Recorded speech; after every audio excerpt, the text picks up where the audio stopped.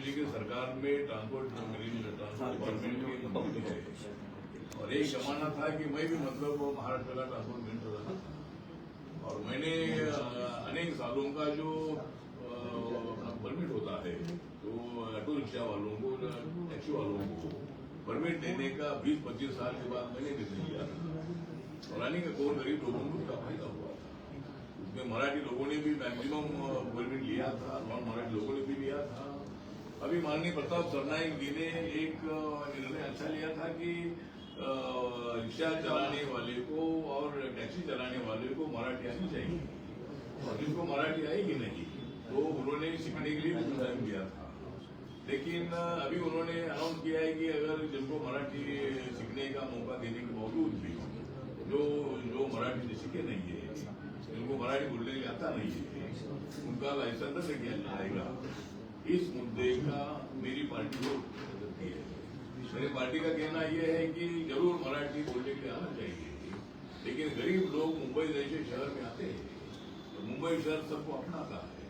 मुंबई शहर अपने को मतलब सभी लोगों को अपने दिल में लेता है, और सभी लोगों को मदद करने की भूमिका मुंबई में रही है।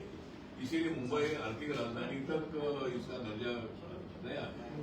यहाँ किर्लोस्कर जैसे मराठी उद्योगपति भी हुए और भी उद्योगपति हुए हैं, लेकिन नॉन मराठी उद्योगपतियों की संख्या मुंबई में ज्यादा है। जिस तरह टाटा है, बिरला है, महिंद्रा है, गोदरेज है, अदानी है, अंबानी है, ऐसे बड़े बड़े उद्योगपति जो है नॉन मराठी है, लेकिन इन लोगों ने मराठी पर प्रेम किया, इन लोगों ने महाराष्ट्र पर प्रेम किया, मुंबई पर प्रेम किया है।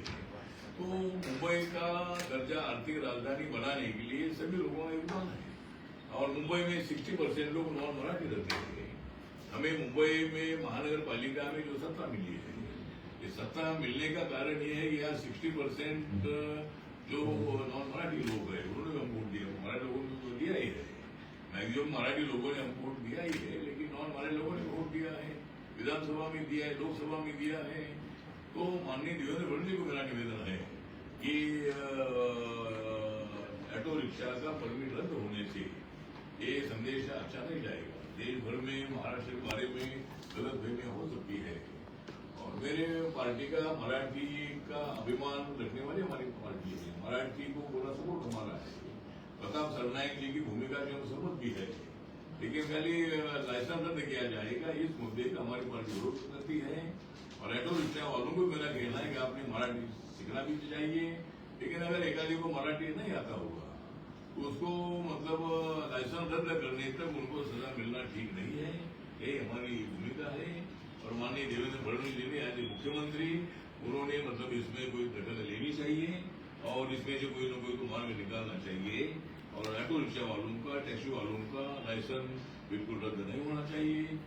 और जो मतलब मराठी सीखने की भूमिका जिस तरह प्रताप सरनाईक जी ने बताई है, तो कोई रिक्शा वाला ऐसा बोलता होगा कि मराठी नहीं सीखेगी दादागिरी करता होगा, ये बात अच्छी नहीं है।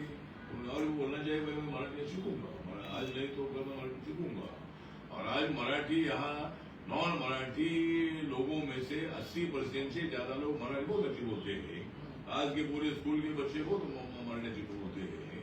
इसीलिए मुझे लगता है कि मराठी सीखना चाहिए, लेकिन लाइसेंस रद्द करना ठीक नहीं है, ऐसा मेरा निवेदन है। मुझे रोज आने के ऑटो रिक्शा वाले मिलते हैं और बता रहे हैं, आज भी मुझे ऑटो रिक्शा वाले इधर आए हैं, और उनका कहना ये है कि भाई हमारा लाइसेंस रद्द नहीं होना चाहिए, नहीं तो हमारा पेट पर ब्रेक देना ठीक नहीं है। तो इसीलिए हमारी पार्टी की भूमिका ये है कि सरकार के निर्णय को हम विरोध करना नहीं चाहते हैं, लेकिन लाइसेंस रद्द करने के मुद्दे का विरोध करते हैं। सर, पेपर लीक को लेकर एक